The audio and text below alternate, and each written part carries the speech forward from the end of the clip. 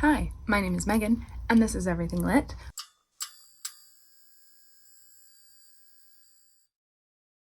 Welcome back to my channel. Today I'm bringing you my April wrap-up, finally.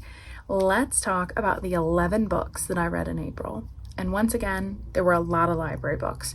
And I think this trend is going to continue until June, where I hope there will be slightly less library books, because I really would just like to read from my own TBR at this point, which, like, the library is a great resource. I am loving it.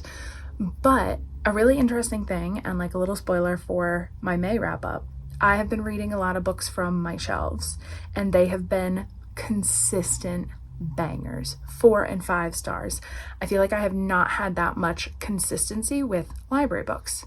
That may be because the library books are usually newer books, but there may be something to me buying books that sound interesting because I have been liking them. So let's talk about the books I read in April. First, I read Vera Wong's Unsolicited Advice for Murderers by Jessie Q. Sutanto.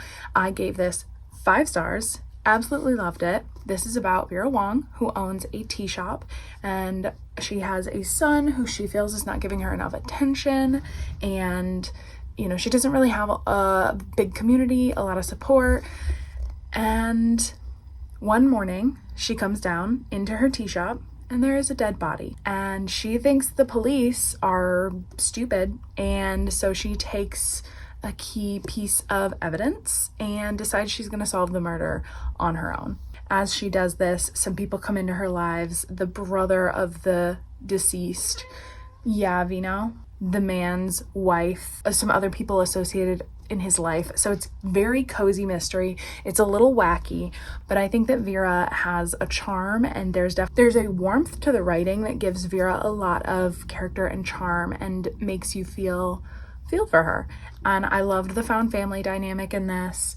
It was very fun. It just the right amount of mystery to keep it interesting, and a lot of good different characters. And then I read Annie Bot by Sierra Greer. This was a library book. I did listen to a lot of this on audio, and I ended up giving it 3 stars.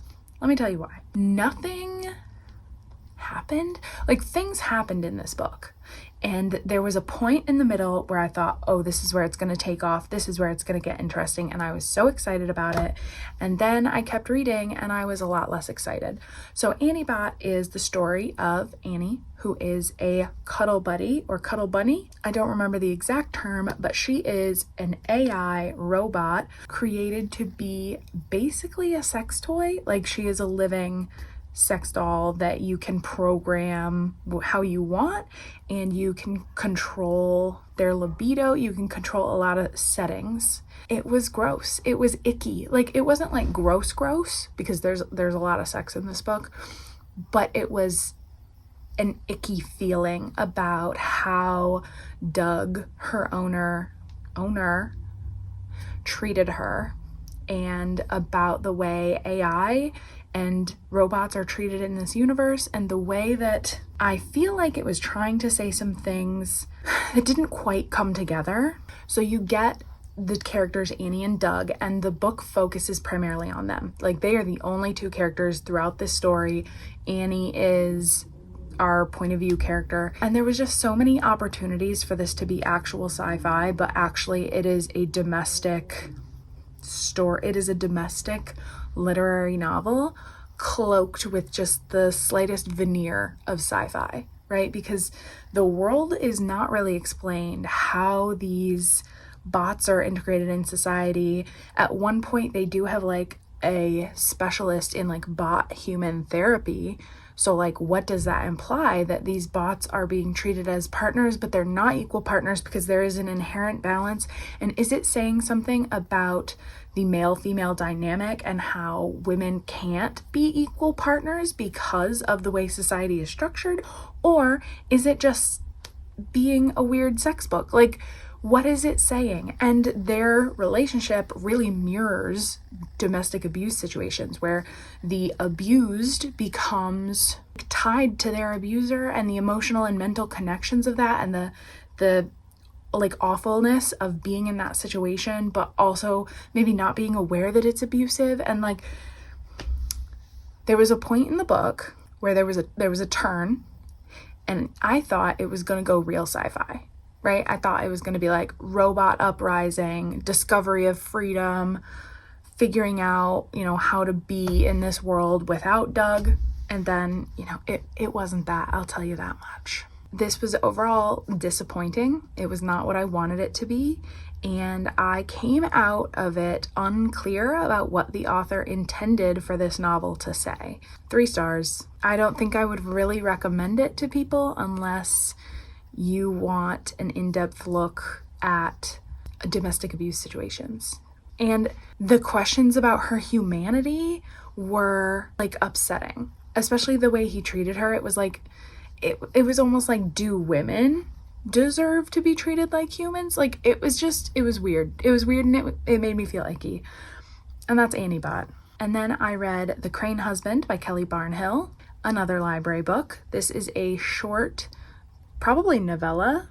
It was 118 pages, and it is a story about a young girl and her mother and her brother. And they are in this ambiguous future where the cornfields are policed by these like flying Roombas, these drones, where the cornfields are policed by drones. Our main character's family is kind of down on their luck, not very wealthy. Her father has died in the recent past, and her mother keeps telling her these stories about how their ancestors like turned into birds and flew away. And one night her mother comes home with this crane, and she's clearly like sleeping with the crane and making art with the crane because her mother is an artist. And it's very strange. It's a very strange, dark, sad little book, and I did not care for it. There was a part that I did like, and I just didn't like the ending. The ending was sad, and the ending it made you wonder if like all that the character had been through was even worth it. Like, it's definitely giving classic fairy tale, classic folklore vibes. Wasn't sure what it was trying to say necessarily. Didn't connect to the characters really. Like, I felt for them and I was rooting for our point of view character, but then the ending happens and I'm just like, sad. I'm sad. So I gave this 3 stars, and this is what I'm saying. Library books, back-to-back 3 stars. But then I did have a library book that was fantastic, and that is Drowning by TJ Newman. I gave this 5 stars. This is a thriller, and it is intense. I read Falling by this author and really enjoyed it, and I love that I can trust this author to give heart and sincerity in these situations where it can very easily be 8 different gruesome ways to die, and we're gonna just explore that. But this, TJ Newman, from the books that I've read so far, likes to explore what humans do in this situation and how they react. It's not just about, oh, they died this way, this horrifying way, this way. It's how do these people band together? How do these people try to get other people out? And so this is a story about an aircraft. Father and daughter are going from Hawaii to California, and like right after the plane takes off, there's a malfunction. Plane goes down in the water, then it sinks. And a couple people, they close the doors. Aircraft is airtight, and so they are trapped underwater for several hours. And there are all these rescue efforts trying to happen, and they're trying to figure out how to get these people out when they're like 200 feet underwater, which is a lot. It was breakneck, unstoppable thriller, but it had heart, and it's about getting these people out of the aircraft, but it is also about this central man and his daughter and his wife, who he is estranged from. They're kind of separated currently. It's about their relationship and how they got to this point and how they're going to, it was just so good. It was fantastic. I will read anything by TJ Newman. I will say it was hard to read at times just because of the empathy and the loss of life, and a plane crashed. People did die in this book, but the way it was done was so thoughtful, and intentional. And I didn't feel the deaths were earned. You know, it wasn't just, oh, this person's gonna die and this person's gonna die because of the drama. It was earned and intentional to show the stakes and show the danger of this situation. It was so good. Absolutely 5 stars. Can't wait to see what TJ Newman comes out with next. So I have Goodreads on my computer, and I just found out that TJ Newman has a book coming out this year, 2024, in August, called Worst Case Scenario. And it is about a pilot suffers a heart attack and their plane crashes into a nuclear power plant. I am adding that to my want to read list right now, and I will be requesting that from the library. So that's the other thing about all of TJ Newman's books so far. They've all been library books. Falling, library book. Drowning, library book. Worst case scenario, gonna be a library book, because I don't need to own these books that I'm only gonna read once. We're saving that money. All right, next on the list is Everyone in My Family Has Killed Someone by Benjamin Stevenson. This is a mystery.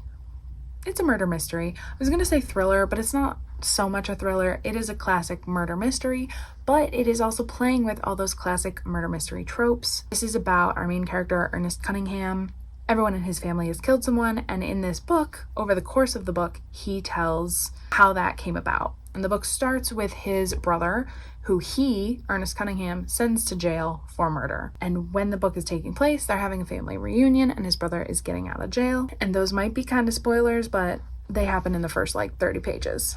So I really like this. What has stood out about this book and what people always talk about is the narrative voice. It's very chatty. It's very, it is direct to reader. Here's this murder mystery. I'm going to tell you. They tell you what page the murders happen on. Or what pages the murders happen on. It's very meta. And I did enjoy that, but I gave it 4 stars because there was something about the meta-ness and the chattiness that I didn't especially love. It's hard to be kind of sucked in and brought into another universe when someone's talking directly at you. There is always going to be that separation of I am me and you are you, and I'm telling you a story. And sometimes in books, you do want that. You want to be told a story. Sometimes in books, you want to be in the story. You want to be in the action, and you don't want that obvious separation. And so I guess that's what kind of bugged me. 4 stars. It was good. It was fine. I do want to read the sequel, but I don't have effusive things to say about it. And then I read The Familiar by Leigh Bardugo. Look at this beautiful, crisp book. This is a historical fiction with a little bit of fantasy, just a sprinkle. Our main character, Lucia, is a maid, and one day her patroness, the woman of the house, her employer, there we go, finds out that she can do magic and small miracles, and wants to use that to gain the family more prominence. They're medium nobles. They have access to a lot of the nobility and riches, but they are not rich themselves, and they're kind of on the brink. If something terrible were to happen, if they were implicated in something bad, they could lose their standing. But if something amazing happened, like one of their servants can perform miracles and they want to impress the king, their standing could go up. And then Lucia, this is also during the Spanish Inquisition, so people are being taken from their homes. They're being taken to Toledo and tortured and murdered and burned and treated as witches. So Lucia is in a dangerous, precarious situation because her employer wants her to perform these miracles, but she needs the money to continue living. But also, if the miracles pass from religious into sacrilegious, she is in danger and she's going to be the one in trouble. So then she gets invited to participate in this competition. She gets a patron who wants to bring her attention to the king. There's a lot of political maneuvering, but it's very overt. Like, all these people very clearly want to gain the favor of the king and pacify the king. But then doing this magic brings other magical people into Lucia's orbit. And I really liked this. I love historical fiction. I love historical fiction fantasy so much. However, the ending of this did not, I think, stick the landing for me. There was a lot of tension, and there was a lot of risk, and there was a lot of danger. And at some point, that danger became overwhelming. But then the ending was too neat, too easy. I'm not going to put spoilers on the screen. But if you want to talk to me, you know, we can talk in the comments, or you can, I don't know, private message me on Goodreads or something. But the ending just felt too easy, too nice, too good. Like, I know for the Crane husband, I was complaining that, like, the ending was too sad and I didn't like it. In this, the ending could have been sadder and I would have preferred that, which is, I hate that feeling when I'm like, I wanted your ending to be sad, when I should just be grateful that there's like a happy-ish ending. But overall, I really enjoyed this. 4 stars. Absolutely will read anything Leigh Bardugo does. And then I have a whole vlog about reading this, which I will link in the description if you want to watch one of my childhood favorites be ripped from me. And that is Wicked: The Life and Times of the Wicked Witch of the West by Gregory Maguire. I used to consider this a favorite book of mine. I thought it was a 5-star read. I was obsessed with this book when I was like 12, 13. The journey I went on as I read this, because at first I was like, oh yeah, it's really interesting. It's talking about her as a baby. And then it kept going. And I realized at no point of this book does Elphaba actually have agency. Does she actually do anything? Or are things done to her? And do people talk about her? And then things just happen to her, you know? So if you don't know, this is about the Wicked Witch of the West. It is a retelling from her point of view. It's not even from her point of view. This is a retelling about her life before Dorothy and then during Dorothy. Obviously, there's no after Dorothy, you know. I was baffled about how the musical was created from this book. Absolutely baffled. I don't know how they did that, because I love the musical. I think the musical is fantastic. It wraps up the narrative. It gives you something a little extra behind the Wizard of Oz story. This gives you nothing. Elphaba does nothing. I have no idea why she was considered the Wicked Witch of the West. As far as the book is concerned, she's the Wicked Witch of the West because her sister gained the name the Wicked Witch of the East first, and then she just joked about it and it caught on. Like, we have no evidence that she did anything truly terrible until toward the end, but like, that murder was warranted. Anyway, this book is terrible, and I am upset that I have read it with my adult eyes and that I know that it is terrible. I'm so upsetty spaghetti about it. So I used to say that this was a 5-star, a favorite read, and I gave it 2 stars. I can't talk about it anymore. And then I did a little vlog project, which is actually going to go up after this, so oops. But you'll see it. It's fine. I'll give you a brief rundown on these books. So I read Dead Voices by Catherine Arden. This is a middle grade story. It is the second in a series, and this is horror, and it was so spooky scary. This takes place at a ski lodge, and our main character, Ollie, and her friends Coco and Brian, they are invited to the ski lodge with their parents. Ollie's dad and Coco's mom are hanging out, and when they get there, there's a huge snowstorm, power is out, it's terrifying. They start seeing ghosts, they hear voices. It just gets colder and colder, and then a guy shows up and is like, I'm a ghost hunter, let's look at this place. It used to be a girls' school, and there are rumors that there are ghosts. It was so scary. I'm a grown-ass adult and this was creepy. Like, I didn't want to read it too much at night, kind of creepy. I gave this 5 stars. Absolutely fantastic. The first in the series is Small Spaces. Also gave that 5 stars. I can't wait to read Dark Waters, which is the next one. And I think these books are so smart as well. We know I love Catherine Arden. These are so perfect for their age range, and in the horror genre, that is also perfect for me. And then I read Girl Made of Stars by Ashley Herring Blake. This is a YA contemporary story about a girl whose twin brother is accused of sexually assaulting his girlfriend. And it is about her journey believing this, and it's about believing women and the way men see this, and just like family alliances versus who do you believe. But also she's coming of age, and her best friend slash girlfriend and her just broke up, and maybe they're discovering why they broke up and why they can get back together. So it's a second chance romance that actually worked for me, because I also gave this 5 stars. Incredible. Absolutely loved it. Ashley Herring Blake can do no wrong. This made me cry. It was fantastic. I think the character journeys that happen in this book are so wonderful, and the way it shows how this family deals with her brother having done or being accused of this terrible thing, and the way that the school treats it, and the way the adults treat it. And it was just such a fantastic exploration of that kind of horrible thing that happens, and I loved it. Finally, in that vlog, I read All the Lives I Want by Elena Massey. This is nonfiction. This is a series of pop culture essays about different women, different confrontations, and it is about, our author, our narrator, talking about how their life has been impacted by these different celebrities. I don't know, it's hard to summarize it because the essays are all different. They are all like pop culture explorations. So some of my favorites were Public Figures, Britney's Body is Everybody's, Our Sisters Shall Inherit the Sky, on the Lisbon Sisters and the Misnomer of the Virgin Suicides. I really liked that essay.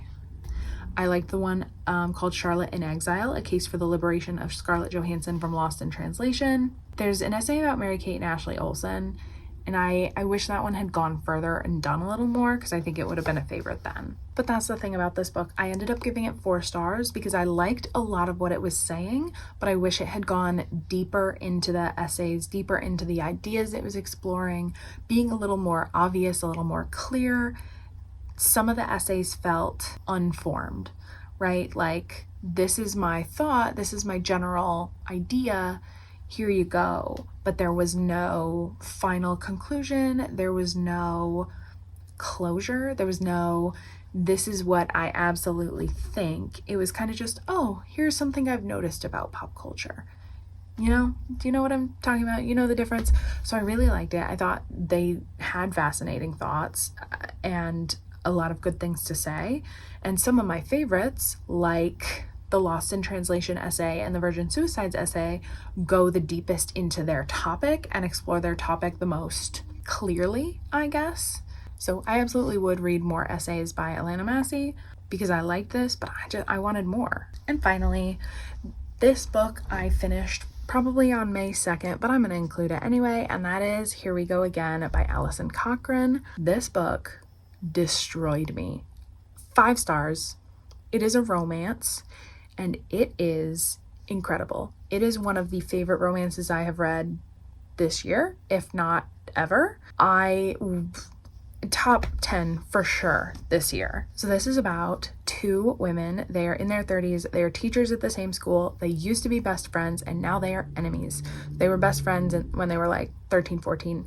They've been enemies ever since. One of them has always stayed in their hometown.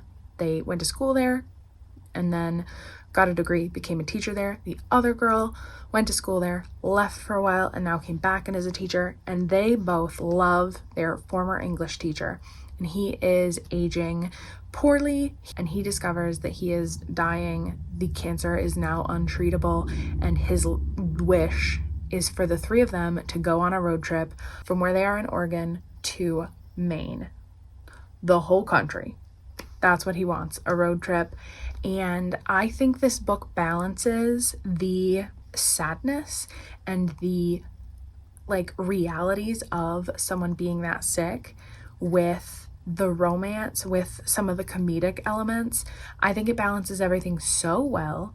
I think that our characters grow so much. Logan and Rosemary, they grow so much across this journey. All three of them are queer. They get this funny van to drive across. It was just the rom-com vibes mixed with the like bucket list vibes. Like, I would love a movie adaptation of this book. They'd have to do it right, but I think it could be incredible. I think it could be a Little Miss Sunshine, right? Or what's another like good road trip romance? Well, that I wouldn't call Little Miss Sunshine a romance, but maybe like a Little Miss Sunshine mixed with Friends with Benefits, where they kind of come to a truce. There's no, I can't think of a good rom-com comparison. It was incredible. It was absolutely fantastic. No notes. The writing, amazing. The plotting, fantastic. The emotional arcs, the side characters. Literally, I would listen to this on audio partially and read it partially, and literally listening to that audiobook just sobbing in my kitchen trying to make lunch for work the next day. I'm gonna cry right now. Incredible book, absolutely loved it. 10 out of 10, no notes. Would recommend to anyone. There is a warning at the front because obviously this deals with heavy topics and like a father figure, a mentor figure dying, but it was done so well. And that is how we ended the month, a 5-star. So that was my April wrap up. I read 11 books, 6 of them I owned and 5 of them I did not. We're, 50-50 on those library books. Let me know what your favorite book of the month was in April. What did you read that blew you away? And if nothing blew you away, what was your worst read? But thank you for watching. If you liked this video, you could click that like button. You could subscribe to me. But really, you can do whatever you want. And I'll see you next time.